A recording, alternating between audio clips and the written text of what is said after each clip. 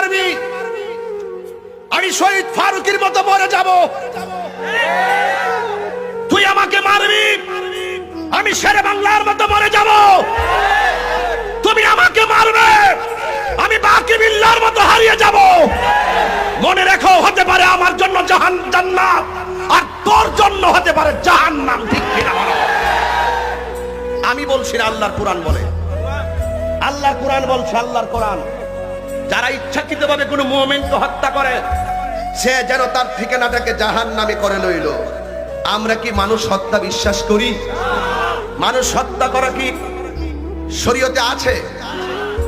এই আপনি ইচ্ছাকৃতভাবে মুমিনকে হত্যা করে ফেলবেন। আল্লাহ বলছেন ওয়া গাদিবাল্লাহু আলাইহি, এবং আল্লাহ রাব্বুল আলামিন তার প্রতি ক্রুদ্ধ হয়েছেন। আল্লাহ রাব্বুল আলামিন তার থেকে মুখ ফিরিয়ে নেবেন। আল্লাহ তার প্রতি অসন্তুষ্ট হয়ে যাবেন। ওয়া লাআনাহু, এবং ওই হত্যাকারীর উপরে আল্লাহর অভিশাপ। ও আ'আদ্দা লাহু আযাবান আযীমা, এবং তার জন্য আখিরাতে রয়েছে